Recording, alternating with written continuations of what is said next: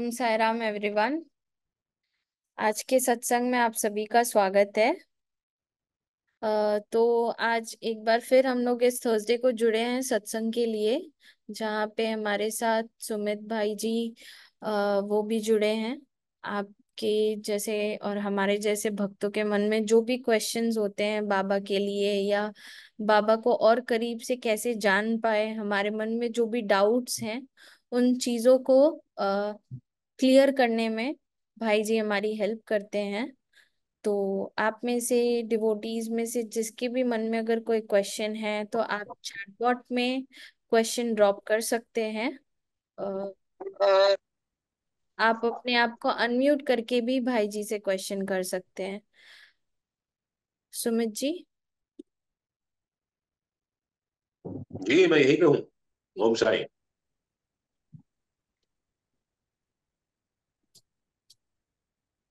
Hello. हाँ जी। तो मैं क्वेश्चन चेक करती हूँ चैटबॉट में। जी जरूर जरूर। जी जी जी। तो आप में से किसी भी भक्त का अगर कोई क्वेश्चन है तो आप चैटबॉट में ड्रॉप कर सकते हैं, या तो खुद को अनम्यूट करके भी आप पूछ सकते हैं।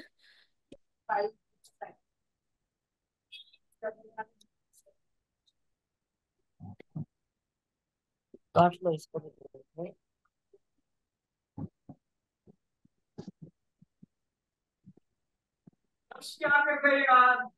क्या कर दिया?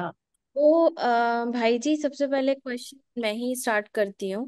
अ, जी एक क्वेश्चन है, जैसे बाबा से शिरडी में वो देख कैसा है। हर डिवोटी की टेस्ट इच्छा होती है कि वो टेस्ट बाबा अच्छा के है। एक बार उनको दर्शन मिल जाए, बाबा के दर्शन हो जाए जैसे भी हो, सिर्फ वो एक बार शिरडी चले जाए। तो हर डिवोटी की मन की मुराद यही होती है कि जी बाबा को शिरडी कंटिन्यू बुलाते रहें। तो जी बहुत सारे डिवोटी, उनमें से कुछ होते हैं जो अपनी समस्याएं लेके जाते हैं बाबा के पास कि हमें ये दिक्कत है, बाबा आप इस पे कृपा करें। या फिर कुछ डिवोटीज होते हैं जो मांगने की इच्छा से जाते हैं कि बाबा टेम्पररी चीजें जो भी लाइफस्टाइल जीने के लिए उनको चाहिए होती हैं। और बहुत सारे डिवोटीज होते हैं सिर्फ जो बाबा के दर्शन के लिए जाते हैं। जी हमें एक्चुअली में, हम भक्तों को तो सिर्फ शायद दर्शन के लिए ही जाना चाहिए। तो क्या जो भक्त वहां पे टेम्पररी जाते हैं चीजों को मांगने के लिए, या जो बाबा से ये बोलते हैं कि मेरी ये तकलीफ है इसको आप दूर करें, तो क्या वो, उनकी भक्ति कैसी होती है? मतलब उनकी वाकई वो भक्ति है, या फिर आ, इस पे आप जरा कुछ बताइए। देखिए, मेरे अंदर बैठे साईं का आपके अंदर बैठे साईं को अभिवादन, अभिनंदन, आलिंगन और नमन। ये आपका प्रश्न जो है अपने आप में उत्तर है, क्योंकि आपने खुद ही कह दिया कि हमको सिर्फ दर्शन करने शिरडी जाना चाहिए। तो ऐसा होता नहीं है। आपका उत्तर बिल्कुल आदर्श है, आइडियल है, और बहुत ही जिसको कहा जाए ऑप्टिमम आंसर है। बट हम जब शिरडी जाए बाबा के बुलावे पर, उनकी इच्छा के अनुसार जब हमको शिरडी पे कदम रखने की इजाजत मिलती है, तो ऐसा होता नहीं है कि हम उनसे कुछ मांगे नहीं, या हम अपनी परेशानियों का बखान उनके सामने ना करें। ऐसा होता नहीं। ये एक प्रैक्टिकली पॉसिबल नहीं है। बट फिर भी धीरे धीरे इसको प्रैक्टिस के साथ लाया जा सकता है, क्योंकि हमको हमारे मन के अंदर ये विश्वास मुकम्मल करना होगा, सीमेंट करना होगा, पक्का करना होगा कि क्या साईं बाबा शिरडी में बैठे हुए हमारी प्रॉब्लम्स नहीं जानते, कि हमको उनको बताने जाना पड़ता है? या क्या साईं बाबा को ये पता नहीं है कि हमको कब किस चीज की जरूरत पड़ने वाली है तो हम उसको मांगने शिरडी जाए? या साईं बाबा को क्या ये नहीं पता कि हमको एक सुखमय जीवन जीने के लिए किन किन मटीरियलिस्टिक चीजों की जरूरत पड़नी है, तो हम उनको मांगने शिरडी जाए? ये बहुत ही अधिकांश आपने जो बताया उसमें 99% लोग जो हैं वो इन्हीं सब चीजों के कारणों के चलते शिरडी उनकी जाने की इच्छा होती है और बाबा बुला लेते हैं। लेकिन फिर वही बात हो जाती है कि बाबा कहते हैं कि कौन है ऐसा माई का लाल जो वो मुझसे मांगे जो मैं उसको देना चाहता। ऐसा कोई लाल है जो माई का लाल है, वो आए और अपनी गाड़ियां भर भर करके ले जाए। मेरे मालिक का खजाना तो भरा पड़ा है। वो कौन सा खजाना है? वो खजाना है शून्य हो जाना, अपने आप को साईं के सरेंडर कर देना, उनका उनके प्रति शरणागत हो जाना, अपना ईगो, अहंकार शून्य कर देना, अपना लोभ शून्य कर देना, अपनी लालच शून्य कर देने की। क्या ये हमारे अंदर कुवत है? यदि है तो हम साईं का खजाना लूटने के लिए तैयार। पर यदि नहीं है तो फिर हम जाएंगे, मांगेंगे और काम खत्म हो जाए, बस दैट्स अबाउट इट। तो बेटर है हम ये इस बात को रियलाइज करें, इस बात के साथ आइडेंटिफाई करें कि साईं, हम अपने स्थान पर हो और साईं शिरडी में हो, तो भी वो हमारी समस्याएं जानते हैं, तो भी उन्हें पता है कि हमें कब और क्या चाहिए, और तब भी वो हमें वहां बैठे बैठे नवाजते हैं। उसको मांगने के लिए नहीं जाना, मेरा मानना। हम जाएं, उनके दर्शन करें, उनके दर्शन करके आनंदित हो, और आनंदित हो करके वापस आ जाएं। बाकी सब तो Sai will take care. Sai है ना, आप और हम सब ये कह दोहराते तो रहते हैं ना कि साईं है ना। जब वो साईं है ना, तो उसके लिए फिर उसको एहसास करने शिरडी नहीं जाना चाहिए। जाना चाहिए तो शुक्रिया अदा करने जाना चाहिए, जाना चाहिए तो अपने मन की शांति के लिए शिरडी जाना चाहिए। ये बाबा कहते हैं। तो जब हम ये सब अपनी लालसाएं जीरो कर देंगे, तो हम साईं का खजाना लूट पाएंगे। बाकी मांगने के लिहाज से जाएंगे तो वो जाना भी जो है अपने आप में बहुत ही फ्यूटाइल है, क्योंकि बाबा तो वहां बैठे बैठे भी हमको मदद कर। I think this answers your query. जी जी भाई जी, थैंक यू सो मच। तो आप में से कोई भी डिवोटीज के अगर कुछ क्वेश्चंस है तो आप प्लीज अनम्यूट करके पूछ सकते हैं, या तो chat box. Sai Sai Sneha ji wrote in the chat box के, Bhai ji, the painting behind you is amazing. So this is a wonderful painting. On my 50th birthday, that is 2018, 17th June 2018, Shirdi में कथा थी, कथा का लास्ट डे था, और हिंदुस्तान भर से साईं भक्त मेरा 50वां जन्मदिन मनाने के लिए शिरडी आए हुए थे। और वहां पर एक हमारे मित्र हैं साईं रतन राजेश, जो कि सोनीपत में रहते हैं। वो कई दफे मेरे साथ पेंटिंग, लाइव पेंटिंग कथाओं के दौरान बनाते हैं। 3 घंटे की कथा होती है, 3 घंटे के दौरान वो पेंटिंग बनाना शुरू करते हैं और खत्म कर देते हैं।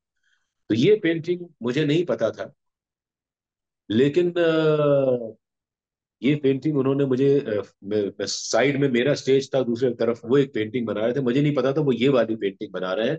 ये 50th बर्थडे पे उन्होंने मुझे आज सरप्राइज गिफ्ट दी। और इस पेंटिंग के पीछे एक बहुत अद्भुत संयोग है, मैं आपको बताऊंगा।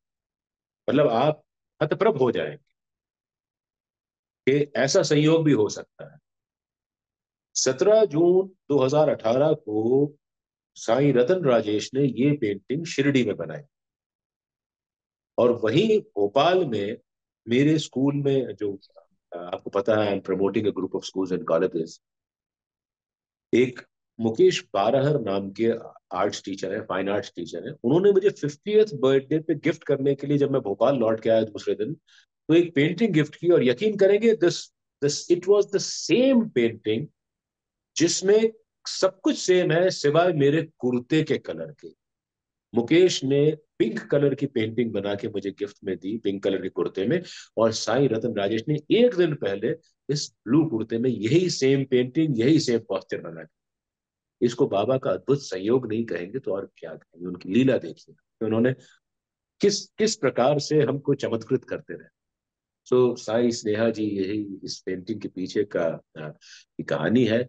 और बहुत ही ब्लेसेड आर्टिस्ट है साईं रत्न राजेश। और खैर, क्वेश्चंस आना शुरू हो गए हैं, Preeti ji, will take one by one. जी। अ, सबसे पहला क्वेश्चन रूमा जी ने ड्रॉप किया है। उनका क्वेश्चन है, how can non attachment be practised in relationships without becoming indifferent or emotionally distant? देखिए, Difference between non-attachment and detachment. या अनासक्ति और विरक्ति, आसक्ति होता है एक एक्सट्रीम, विच इज अटैचमेंट। अनासक्ति यानी नॉन अटैचमेंट, और विरक्ति यानी डिटैचमेंट। हम लोग, मैं कई बार हमेशा दोहराता हूं कि हम सब लोग बहुत साधारण गृहस्थ लोग हैं। हम लोग अटैचमेंट के साथ नहीं रह सकते। हम लोग कोई भी चीज, अपना घर परिवार, बीवी बच्चे, पति, माँ, रिश्तेदारियां, काम धंधा व्यवसाय, इनको छोड़ करके कहीं भाग नहीं सकते। तो कि संन्यास ले लिया और चलो खत्म हो गया, वो that will be too mean, that will be too harsh, and that will be too too insane, इसको हम कहें। तो बेटर है कि हम लोग अन अटैचमेंट यानी अनासक्ति का अपने जीवन में लेकर के आए। अनासक्ति का सीधा सा अर्थ ये होता है कि मुझे किसी चीज को त्यागना नहीं है जब तक वो चीज मेरे जीवन में है या मैं उसके जीवन में हूं, तब तक मैं उस संसर्ग का आनंद लूं। पर यदि किसी कारण से वो चीज मेरे जीवन से हटा दी जाती है, तो मैं अनअफेक्टेड रहूं, यानी मुझ पर उसका असर ना हो, या अगर असर भी हो तो वो टेम्पररी हो, वो परमानेंट असर ना हो, वो लॉन्ग लास्टिंग असर ना हो, वो मुझे डिप्रेशन की, फ्रस्ट्रेशन की स्थिति में ला करके ना रख दे। तो ये होता है अनासक्ति का मतलब, नॉन अटैचमेंट का मतलब। और इसको आप प्रैक्टिस करने के लिए धीरे धीरे धीरे धीरे ला सकते हैं अपने जीवन के अंदर। एकदम से नहीं आएगा, क्योंकि हम सब बहुत अटैच्ड रहते हैं सब कुछ, हर चीज से। ये मेरा है, ये मेरा है, ये मेरा है, ये मेरा है, ये मेरा है, इन तीन शब्दों में हमारा पूरा संसार, पूरा जीवन समाया है। और मैं डैश हूं, मैं गृहिणी हूं, मैं पति हूं, मैं पत्नी हूं, मैं बेटा हूं, मैं बेटी हूं, मैं बॉस हूं, मैं एम्प्लॉय हूं। मैं और हूं के इस जो डैश है, इसके बीच में हमारा पूरा जीवन समाया है। हमें ये समझना होगा कि हम ही परमानेंट नहीं। हमें नहीं पता कि हमारी कौन सी सांस आखिरी थी। तो जब हमको ये रियलाइजेशन हो जाएगा, और विद प्रैक्टिस जब हम इस चीज को अपने अंदर आत्मसात करेंगे, तो हम अन अटैचमेंट को धीरे धीरे अपने अंदर ला सकेंगे। कि चलिए, जब तक था बहुत अच्छा था, it was a bliss till it lasted, but now then it's over, it's over. उसमें साईं की रजा मान लीजिए। साईं की रजा जब आपने मानना शुरू कर लिया, आपने जब अपने अंदर एक्सेप्टेंस का भाव लाना शुरू कर दिया, तो वह अन अटैचमेंट यानी अनासक्ति की ओर बढ़ना शुरू हो गए। तो धीरे धीरे धीरे धीरे जो है ये प्रैक्टिस के साथ आएगा। और आपको इन बातों को एक्सेप्ट करना होगा। जो आपके जीवन में जो कुछ भी घटित हो रहा है, उसको आप एक्सेप्ट करिए। आप एक्सेप्ट करिए। जब आप, हमारे दुख का मेन कारण होता है कि हम एक्सेप्ट नहीं करते। जब हम एक्सेप्ट कर लेते हैं, तो देन हम अपने आप को फ्री कर देते हैं। और जब हम फ्री कर देते हैं, तो हम अनासक्ति योग की ओर बढ़ते जाते हैं। तो धीरे धीरे आएगा। अटैचमेंट पे नहीं जाना। अटैचमेंट को आप एंजॉय करिए, but once it is over, it is over. Accept, and that's about it. धीरे धीरे धीरे धीरे ये चीज प्रैक्टिस के साथ आएगी। दुख होगा, लेकिन दुख लॉन्ग लास्टिंग नहीं। बाबा की कृपा से हम ये समझे कि बाबा ने यदि हमारे हाथ खाली किए हैं, तो उन हाथों में कुछ और बेहतर, कुछ और बड़ा देने के लिए हमारे हाथ खाली किए। सो इसको जब हम एक्सेप्ट कर लेंगे, तो धीरे धीरे हम लोग अन अटैचमेंट को अपने अंदर अब्सॉर्ब करना शुरू कर देंगे। I hope this is clear to you. हाँ, थैंक यू भाई। Sai Ram Sumit ji. Yes, thank you very much. मैं और एक बात बोलना चाहती हूँ कि जैसे नॉन अटैचमेंट हम लोग रिलेशनशिप्स में होते हैं, father daughter sister brother whichever. So non attachment अगर रिलेशनशिप्स में कैसे प्रैक्टिस करें विदाउट बीइंग इनडिफरेंट और you don't have to emotionally. Be different, please please. मैंने कहा ना, जब तक, while it lasts, take it as a bliss, but as a matter of destiny, when it gets over, please accept।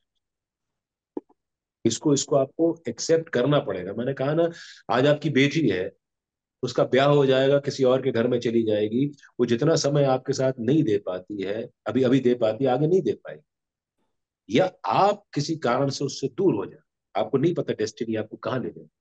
हमारे जीवन में आज हम अगर रेट्रोस्पेक्ट में देखें तो न जाने कितने हजारों लोग हमारे संसर्ग में आए हैं, और उनमें से हमको कितने लोगों के नाम भी याद नहीं है एक जमाने में जो हमारे कितने करीब होते थे। और ये एक फैक्ट है। ये जाहिर है कि हमारे रिलेशंस का हमारे जीवन में बहुत बड़ा रहता है, एक इफेक्ट रहता है। बट उनके जाने के बाद या उनसे दूर होने के बाद भी हम लोग जीते तो है ना। दुखी होकर के जीने की जगह उसको एक्सेप्ट कर लीजिए तो दुख हट जाएगा। सुखी हो नहीं हो, लेकिन दुख का एब्सेंस जब होता है तो वो सुख में परिणत।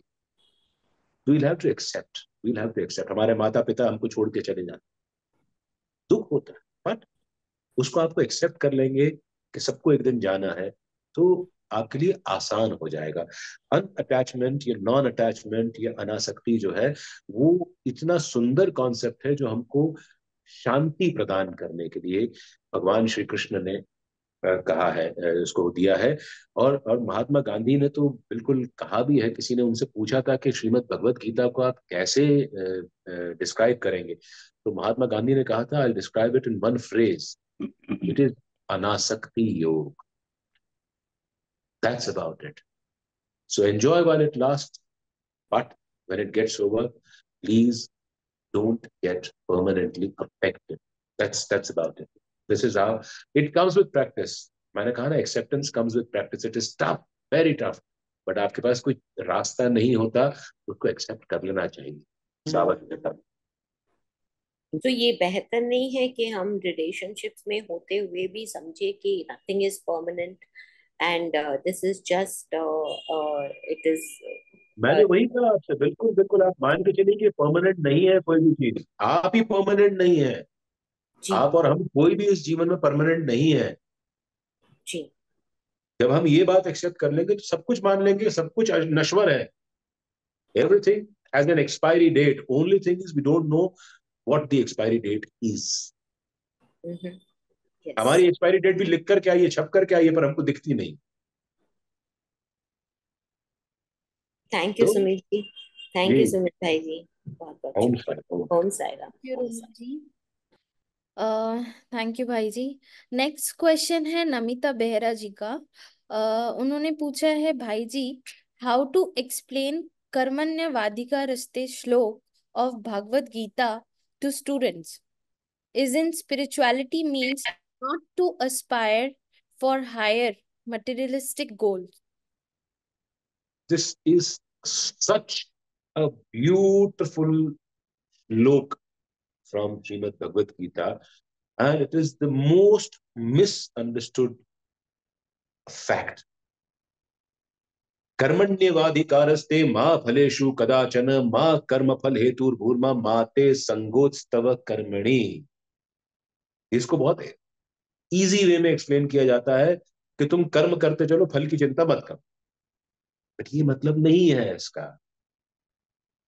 कर्मण एव अधिकार अस्ते, कर्म पर ही तुम्हारा अधिकार। माँ फलेषु कदाचन, फल पर नहीं है। कर्म पर तुम्हारा अधिकार है, फल पर नहीं है।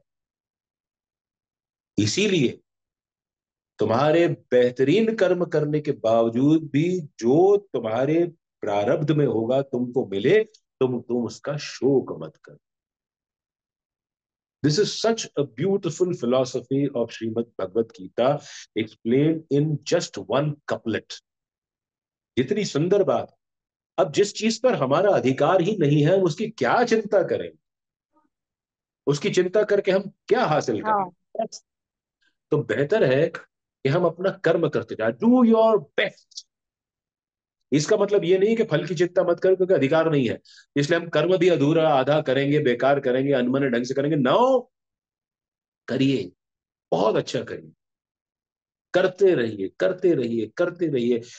आपको पता नहीं है कि कौन से चाबी से आपका ताला खुलेगा, कौन सा कर्म आपको किस दिशा में ले जाए। किसी एक पर्टिकुलर दिशा के लिए आप कर्म कर रहे हो, उसका फल नहीं मिल रहा है, नहीं मिलेगा। कई बार होता है, हम सबके जीवन में ऐसा होता है। हम बहुत बहुत इच्छा के साथ, बहुत चाव के साथ अपने बच्चों के लिए खाना बनाते हैं। हमें लगता है कि उसको बहुत पसंद आएगा, उसको बहुत तारीफ करेंगे, हस्बैंड के लिए बनाते हैं।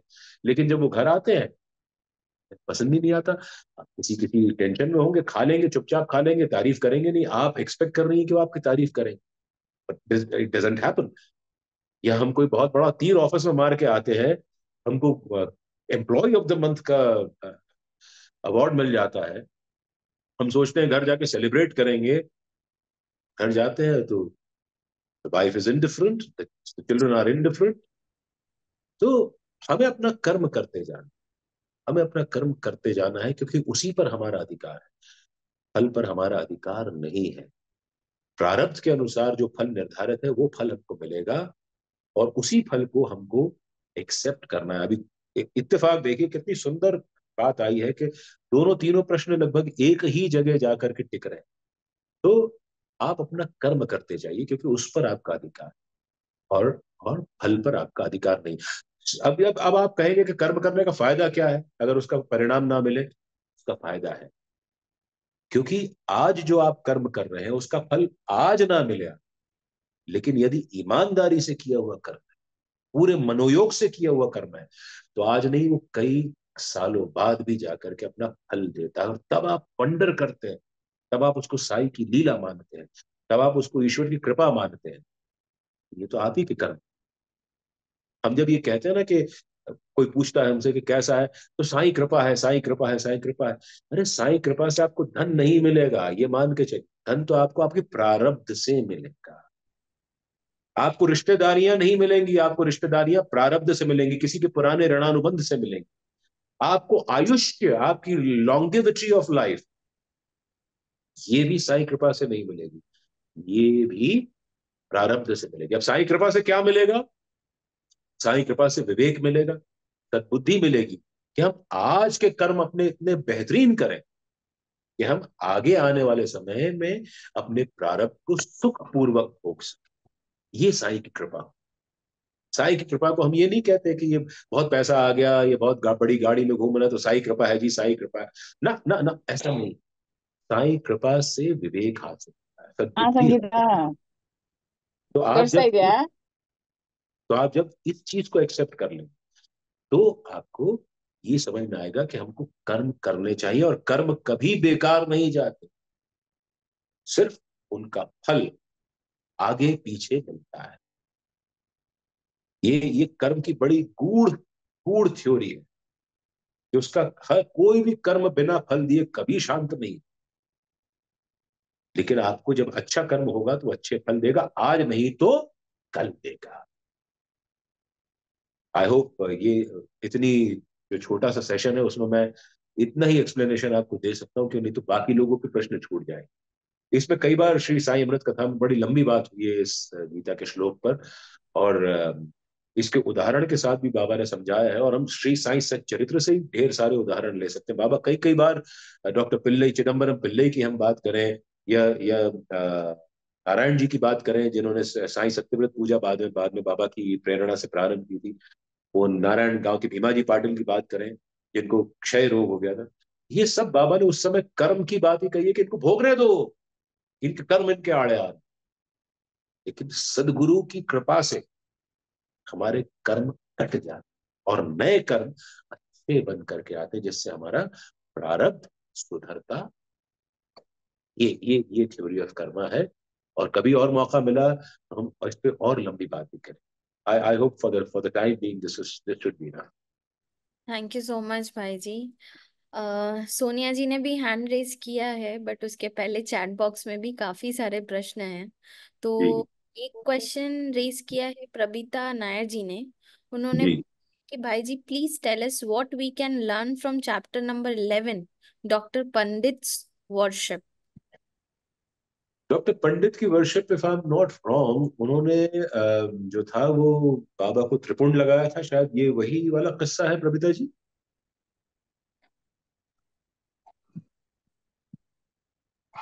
हेलो। आज के लिए यस भाई जी, यस भाई जी, यस। जी जी जी, उन्होंने बाबा को चंदन का लेप लगा के अपने जी गुरु के रूप में पूजा था, यही ना? जी जी। हाँ, तो very very simple, very simple. एक तो पहली बात कि सदगुरु कभी डिस्क्रिमिनेट नहीं करता है। आप उसको जिस रूप में पूजते हो आप उसको स्वीकार रहे हैं, आप उसको, उन्होंने अपने गुरु के रूप में पूज दिया, उन्होंने त्रिपुंड लगाया, किसी की हिम्मत नहीं होती थी कि बाबा के माथे पर त्रिपुंड लगा दे, उन्होंने उठाया लगा दी। लेकिन आपको बता दूं फॉर जनरल नॉलेज से, नाना साहब चांदोरकर के बेटे Babu Chandorkar, he was the first person जिन्होंने बाबा के हाल पर, माथे पर चंदन का या अष्टगंध का तिलक लगाया था, त्रिपुंड लगाया था। उसके बाद डॉक्टर पंडित ने लगाया था। तो आप अपने सदगुरु के रूप में किसी के भी दर्शन करें और सदगुरु में किसी के भी दर्शन करें, तो ये अगर आप उनको, जब अपने सदगुरु में आपकी निष्ठा इतनी होती है कि वो किसी और को पूछते थे लेकिन उन्होंने साईं बाबा को के अंदर अपने सदगुरु को देखा और उन्होंने त्रिपुंड लगा दिया, जैसे वो अपने पूजा करते, उनके मन में ये भाव उत्पन्न हुआ तो उन्होंने लगा दिया। तो that's about it, Sai Baba ने उसको एक्सेप्ट कर लिया और डॉक्टर पंडित को भी खुशी हुई। तो हमको सरल होना है, हमको डिस्क्रिमिनेट नहीं करा, अगर इनकी तो मैं पूजा नहीं करता तो मैं इनको कैसे पूजूंगा, तो मैं इनके भजन कैसे गाऊंगा, तो मैं इनके आगे शीश कैसे नवाऊंगा। अरे आप किसी के भी महापुरुष बुद्ध पुरुष के आगे आप शीश नवाओ, वो सारा का सारा भाव आपके सदगुरु को जाता है। तो इसमें आप कहीं भी पाप में नहीं पड़ते, आप कहीं गुरु द्रोह की श्रेणी में नहीं आते, और आप सरल बने रहते।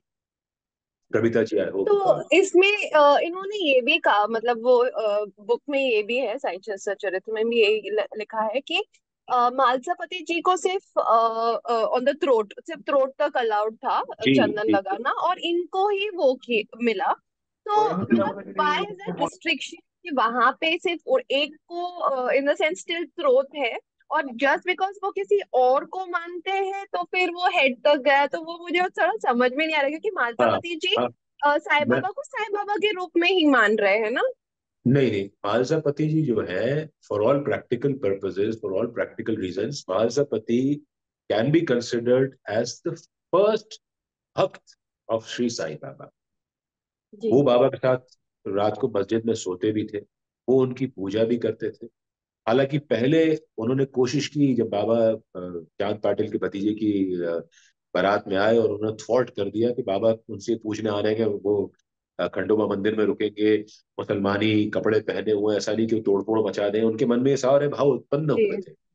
जी तो क्या हुआ कि बाबा बहुत ही अनअस्यूमिंग टाइप के थे, एक तो उनका सूफी ढंग से उनकी परवरिश हुई थी, तो इसलिए वो हम्म, फकीरी वाला जीवन जीते थे, क्योंकि निजाम साइड पे जब उनकी परवरिश हुई तो वो एक सूफी क्लैन में हुए ऐसा माना जाता है। बहुत सारे रिसर्चर्स ने इस बात को सिद्ध किया है। तो महालसापति की कभी हिम्मत नहीं हुई थी कि वो उनके सिर पर त्रिपुंड लगाते। महालसापति ओके। क्योंकि शिव भक्त थे, शिव को त्रिपुंड लगाया जाता है और उसमें एक नेत्र बनाया जाता है। तो जी बाबा नहीं चाहते थे कि वो जो शिव की पूजा कर रहे हैं वो महालसापति भगवान साईं बाबा को शिव मान करके पूजा करें, क्योंकि वो एक अलग भाव से बाबा को देखा करते थे, और खंडोबा यानी जो शिव का स्वरूप है उसको वो पूजते थे। तो बाबा जितने अनअस्यूमिंग थे या नॉन ईगोइस्ट थे, या जब वो नहीं चाहते थे कि उनकी ईगो को किसी प्रकार से बल मिले, तो वो उन्होंने किसी को भी अलाउ नहीं किया था कि अपने सिर को वो त्रिपुंड लगाने दें। But then after Babu Chandorkar and later after doctor Pandit did it, तो इसलिए बाबा, उसके बाद फिर एक रेगुलर प्रैक्टिस बन गई, उसके बाद तो बाबा को सदगुरु के रूप में पूजा जाने लगा। और बहुत सारे लोग उनको त्रिपुंड भी अर्पित करते थे, उनके बाल पर चंदन भी लगाते थे, और बाद में जब उर्स शुरू हुआ तो चंदन उत्सव भी मनाया जाने लगा। तो ये जी धीरे बहुत सारी बातें जो हैं ये खुलती हैं। तो Baba never wanted Mahalsapati to worship him as Shiva, because वो शिव को एक अलग कैटेगरी में रखते थे। इसलिए बाबा ने कहा कि मैं इनकी वर्शिप के बीच में नहीं आऊंगा, इसलिए तू तो भाई मेरे गले पे लगा दे, दैट्स अबाउट इट। तू अपने शिव को जैसे भजता है पूछता है वैसे पूछ। तो दिस, और डॉक्टर पंडित के भाव कुछ और थे, उन्होंने सदगुरु के रूप में पूजा, तो उन्होंने कहा तू अपने सदगुरु को मानता है, तू मेरे अंदर अपने सदगुरु को देख रहा है, तो मुझे ऐसे लगा दे। ना, this is what is very very clear about Sai Baba, कि उनको आप बड़े कैजुअली नहीं आप उनको पूछ सकते। आप जी उनको कुछ नहीं करोगे तो भी वो खुश रहेंगे, सिर्फ भाव आपके सच्चे हो। जी। जी, this is true. all about this chapter. Okay, thank you so much Sumit ji, thank you Okay. भाई। Thank you Pravita ji, thank you भाई जी। अ यहाँ से आगे बढ़ते हैं, बट उससे पहले जैसे कि अभी अभी हमने साई संगम 7 कंप्लीट किया है दुबई में, जहाँ पे काफी सारे भक्त हमारे साथ वहाँ पे जुड़े थे प्रोग्राम के लिए। भीष्म भीष्म जी भी यहाँ पर हैं और जी, जी मैं उन्हीं का नाम लेने जा रही थी। हाँ, भीष्म ओके ओके जी। जी है, उन्होंने आपको साई राम कहा है भाई जी। जी, मेरा मेरा प्रणाम स्वीकार करें। जी, तो आने वाले इस मंथ में जैसे 14 से 16 तारीख को साई अमृत कथा दिल्ली में भी होने वाला है। एंड अक्टूबर में अक्टूबर में 5 एंड 6 5th एंड 6th अक्टूबर को बैंगलोर में हमारा साई संगम 8 होने जा रहा है, जिसके लिए ऑलरेडी हमने रजिस्ट्रेशन लिंक फ्लोट कर दिए हैं एंड बहुत सारे भक्तों ने रजिस्टर किया है। तो जितने भी भक्त हैं, मेरी सबसे रिक्वेस्ट है आप सब भी प्लीज अगर कोशिश करें, अगर आप इवेंट ज्वाइन कर पाए बैंगलोर में तो जरूर करें। और रजिस्ट्रेशन लिंक जो है मैं यहाँ पे भी चैट बॉक्स में शेयर कर दूंगी। तो आपके जानने वाले जितने भी साई भक्त हो बैंगलोर में जो कि अटेंड कर सकते हैं इस इवेंट को, तो आप प्लीज जरूर उनके साथ शेयर कीजिएगा। तो वीवो V2146 का प्रश्न था कि 14 से 16 तक दिल्ली में कथा कहाँ पर है। सत्य साई ऑडिटोरियम लोधी रोड पर कथा है। 3 से 6 बजे तक का टाइम है। और प्रीति जी से मैं उसकी यूट्यूब के तीनों दिन के लाइव वेबकास्ट के लिंक शेयर कर दूंगा, ताकि प्रीति जी आपके साथ शेयर कर देंगे। तो जिन भक्तों को जो किसी कारण से नहीं पहुंच पा रहे हैं दिल्ली कथा में, तो वो लोग विज्ञान के माध्यम से बैठ करके अपने मोबाइल फोन्स पर और लैपटॉप्स या टीवी स्क्रीन पर उस कथा का आनंद ले सकते हैं।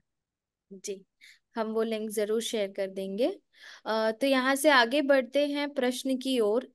सोनिया जी ने काफी देर से हैंड रेस कर रखा है। तो सोनिया जी आप प्लीज अपने आप को अनम्यूट करके क्वेश्चन।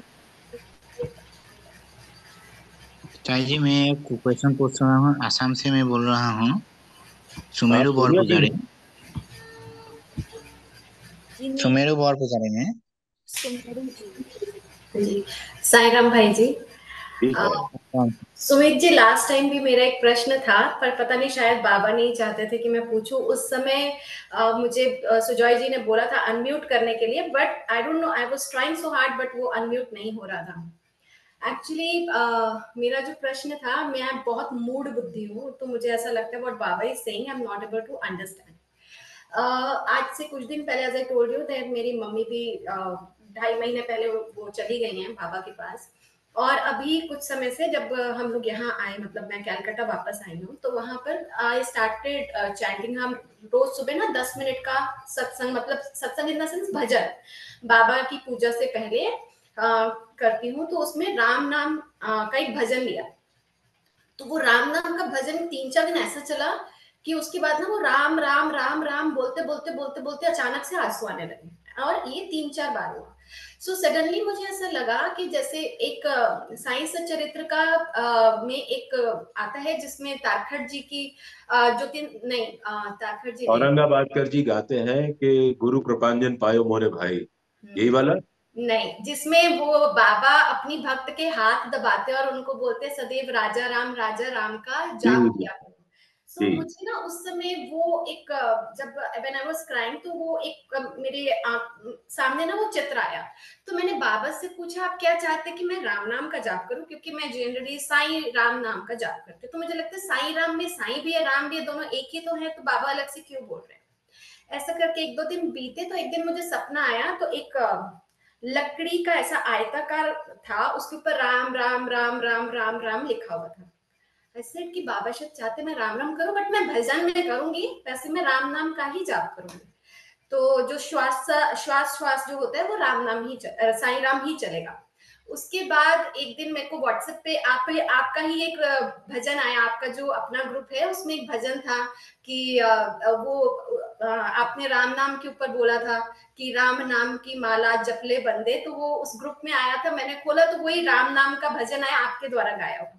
उसके बाद एक और मैसेज आया जिसमें था कि जिस प्रकार नीम करोली बाबा राम नाम का जाप करते थे और साईं बाबा राम नाम का जाप करते थे, तो मनोज कुमार जी को सबसे पहले नीम करोली बाबा जी के पास गए कि मुझे आपके ऊपर मूवी बनानी है।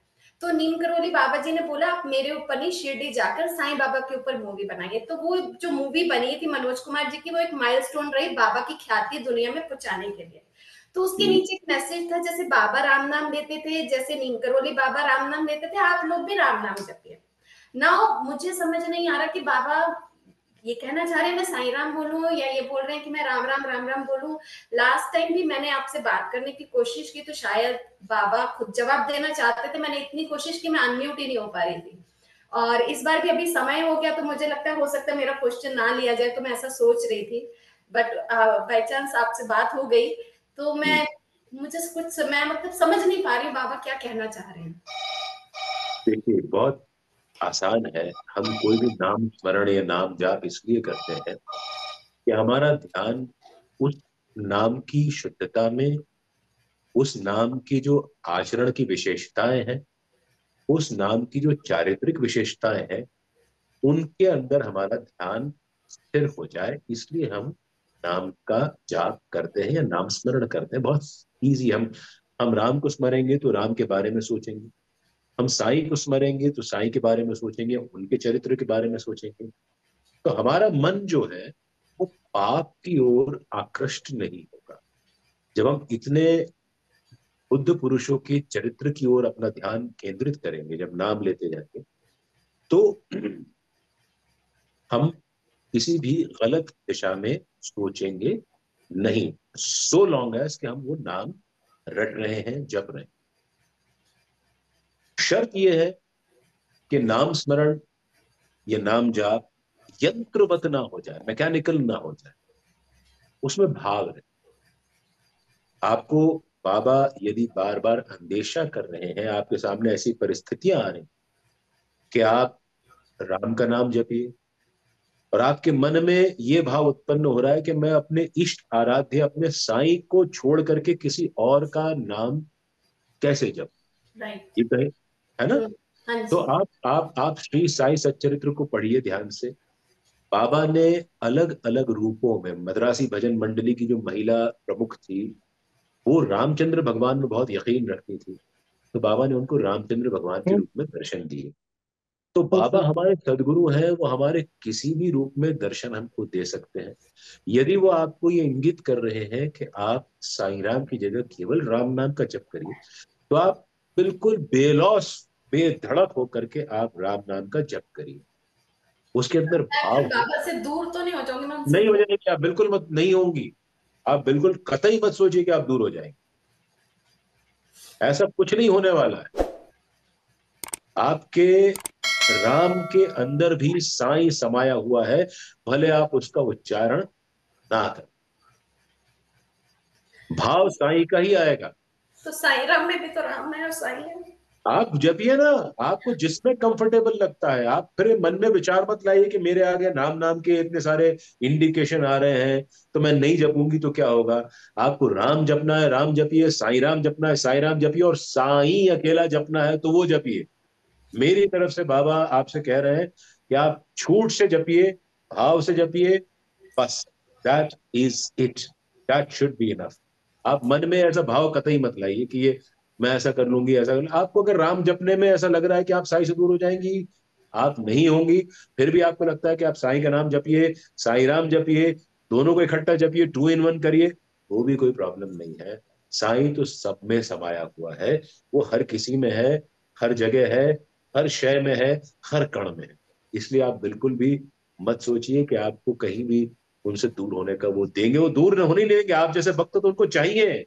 धन्य धन्य वह भक्त अनन्य, मेरी शरण तज जैसे नान्य। याद करिए बाबा का वचन, आप भक्त हैं तो भगवान है। ऐसा नहीं होता कि हमको अकेले को भगवान की जरूरत पड़ती है, भगवान को भी भक्तों की जरूरत पड़ती है। तो आप बिल्कुल बेलौस अपनी भक्ति करिए, निश्चल भाव से करिए, भाव के साथ करिए, और मन में संशय का कहीं भी प्रवेश ना होने दीजिए। बाबा इस तीन है क्या, ब्रह्मा विष्णु महेश्वर?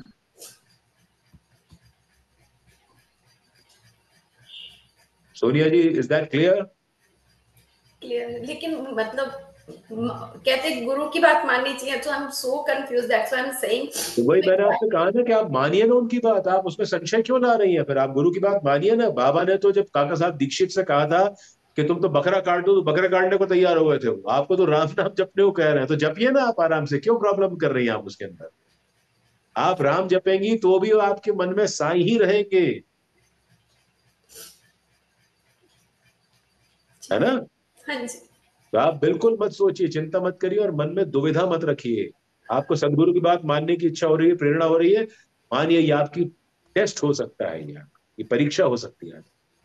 हाँ जी। And must compliment you, must commend you. आपकी हिंदी बहुत अच्छी है। आपने कुछ शब्दों का ऐसा प्रयोग किया कि मैं हतप्रभ हो गया आपकी हिंदी सुनकर। Actually I am a Hindi teacher. No wonder, no wonder. आयताकार और पता नहीं आपने क्या क्या सब बोला, वो तो बिल्कुल मैंने कहा बिल्कुल कुछ बहुत अच्छा। आपका ज्ञान, हिंदी का ज्ञान बहुत अच्छा है। जी। और आप इसी तरह हंसते रहिए। हाँ, ये भी बाबा ही कारण है कि आपसे मिला और मेरे को इतने सारे क्वेश्चंस के आंसर मिल जाते हैं। थैंक यू चलिए, so much Om Sai. Sir, Om sir, Om sir. जय Sai. Om. Thank you so much Sonia ji. Thank you भाई जी। आज समय का अभाव हो रहा है, तो आज का लास्ट प्रश्न लेते हैं। जी, काफी देर से नितिन जी वेट कर रहे हैं। नितिन खटीक जी आपसे पूछना चाहते हैं। नितिन हाँ जी, जी नितिन जी, स्वागत है आपका। आप गुरु अपने जी, आपके चरणों में कोटि कोटि नमन। मेरे नहीं, और बाबा के बाबा चरणों के में। चरणों में भी नमन। बस बस बस, मेरे चरणों में कतई नहीं। गुरु जी, पिछले साल गुरु पूर्णिमा के दिन हम तीन मैं लोग गुरु जी शिरडी गए नहीं थे। हूँ, पहली बात तो। भाई आप मुझे भाई जी कह नहीं सकते हैं, नहीं, आप सुमित जी कह मेरे सकते लिए हैं, गुरु बस जी मैं है। बिल्कुल गुरु नहीं हूँ। नहीं नहीं। तो सुनिए ना। तो पिछले साल तीन लोग हम शिरडी गए थे गुरु पूर्णिमा के दिन। और मध्याह्न आरती के वक्त बाबा को बोल दिया मैंने कि बाबा, आपने मुझे बहुत कुछ दे दिए, मैं आपका बहुत आभारी हूँ। तो एक एनर्जी, एक करंट मेरे बॉडी में प्रवाहित होने लगा। ये जो आज्ञा चक्र है ना, इसके द्वारा उससे मुझे इतना अच्छा लग रहा था। यानी उससे कोई हानि नहीं हुई शरीर में, पर वो करीबन 10 मिनट रहा। तो ये क्या चीज थी गुरु जी? क्या होता है जब हम ग्रेटफुलनेस यानी शुक्राना अदा करते हैं, हम्म। जब हमको आपने आप लोग, क्या होता है बाबा के पास लोग मांगने जाते हैं, हाँ, यस यस। बड़े नाशुक्रे होते हैं, इतना कुछ मिल जाता है फिर भी और चाहिए, और चाहिए, मैंने और चाहिए। बाबा को बोल दिया कि जो नहीं मिला उसके लिए कोई कुछ नहीं, पर आपने जो दिए मुझे उसके लिए मैं बहुत आभारी हूँ। आपका बहुत ऐसे कुछ दे ऐसे दिया। भक्त बहुत कम जाते हैं बाबा के पास। हम्म। तो उन्होंने आपको, आप ही के माध्यम से, आप ही के शब्दों के माध्यम से वो तीव्रता आपके शरीर के अंदर उन्होंने प्रविष्ट करा दी। ये जो ग्रेटफुलनेस होती है ना, इट बिगेट्स फर्दर ब्लेसिंग्स। यानी जो आप शुक्रिया अदा करते हैं, वो आपके और आने वाले शुभाशीष के, आशीर्वाद के, आशीर्वचनों के रास्ते खोल देता है। तो ये बाबा ने जो आपको तीव्रता का अनुभव कराया, जो भावनात्मक तीव्रता का अनुभव कराया, ये आपके स्वयं के, जो आपने कृतज्ञता व्यक्त की बाबा के प्रति, उसके चलते ये आपके शरीर में ये अनुभूति हुई। ये बहुत अद्भुत होती है जब हम किसी सदगुरु का या अपने ईश्वर का, आराध्य का अध्यात्म शुक्रिया। में मेरे ख्याल से उसे शक्तिपात भी कहा जाता है। शक्तिपात में तो जरूरी होता है कि आज्ञा चक्र सदगुरु के द्वारा जो नहीं, एक्टिवेट होता है सदगुरु और आपको करंट छोड़ा टच जाता है करे, बॉडी में। हाँ, सदगुरु यस। आपको टच करे, वो उसमें हाँ। फिजिकल प्रेजेंस जरूरी होती है। पर चूंकि साईं बाबा की जो है उनकी प्रेजेंस हमारे लिए हमेशा रहती है, तो आप इसको अपने हिसाब से उसका आप शक्तिपात भी मान सकते हैं। बहुत अच्छी बात है, आप इसको मानते हैं। तो ये बहुत अद्भुत आपके साथ अनुभव रहा है। और आप साधुवाद के पात्र हैं कि आपने इस चीज को अनुभव किया है। और इसी भाव को बनाए रखिए। अब मुझे लगता है जितने उसके लोग बाद आपको में सुन रहे हैं। एक महीने बाद में बाबा दर्शन दे के चले गए मुझे, ठीक है ना 11वें फिर। 2023 में। जी। हाँ। तो दर्शन दे के चले गए ना, तो लेकिन आपके मन में उनका भाव तो उत्पन्न आज भी है ना, आपके जीवन में साईं बाबा तो आज भी है। Yes yes yes. यानी बस। दर्शन इंसान के रूप में आए थे। वो दर्शन देके चले हाँ, गए, मैं पहचान नहीं सका मैं उनको। कोई बात नहीं, हम नहीं पहचानते। हमारे सामने दिन में कितने लोग आते होंगे जिनके अंदर अंश होता है, लेकिन हम पहचान नहीं पाते। हम तो मूढ़मती गुरु जी, होते हैं। एक कहना मेरा ये है कि इंसान को बार बार जन्म लेना पड़ता है, दुख यातना है। ऐसा कुछ बताइए कि मोक्ष मिल जाए, कुछ नहीं करना, मोक्ष वोक्ष की जरूरत नहीं है भाई बहन। ये जन्म ही ना ले इंसान। ऐसा प्रॉब्लम आपके साथ होना ही नहीं है। नहीं जब है क्या? आपके मन, जब जब ये मोक्ष पाने की इच्छा भी खत्म हो जाएगी ना, तो समझ लीजिएगा मोक्ष मिल गया।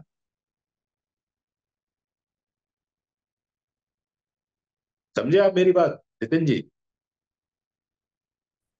Hello.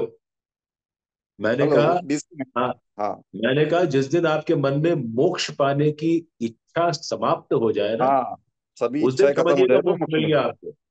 Yes yes yes yes. क्योंकि मोक्ष की इच्छा जब तक है तब तक मोक्ष नहीं मिल सकता। हाँ जब तक हाँ। कुछ भी पाने की इच्छा है हम्म, तब तक मोक्ष नहीं मिल सकता। अच्छा। हाँ। और एक आखिरी सवाल पूछना है, थोड़ा ज्यादा समय ले लिया मैंने, पूछ सकता हूँ मैं? हाँ, प्रीति जी है, 15। Ring yes. Master Preeti ji है, उनसे पूछिए आप। नितिन जी, मैं आपसे रिक्वेस्ट करूंगी कि प्लीज आप अपना सवाल आप रखें नेक्स्ट वीक के लिए। सुमित जी वापस, अगर बाबा ने अरे चाहा तो सुमित जी वापस नेक्स्ट वीक हमारे साथ में जुड़ेंगे सत्संग में, जहां वो आपका ये प्रश्न एड्रेस कर सकते हैं। Thank you so much Nitin ji. Thank you so much भाई जी। आप थैंक यू प्रीति जी। सभी, सुजय जी आज नहीं दिख रहे हैं, कहाँ पर हैं? जी एक्चुअली वो थोड़ा बिजी है आज किसी कमिटमेंट्स को लेकर, जी जी जी जी। सत्संग में जुड़ नहीं कहिए पा। उनको साई राम कहिएगा मेरा। जी जी जरूर। Thank you so much. तो ये सभी सभी भक्तों को ओम साई बाबा भली कर रहे हैं।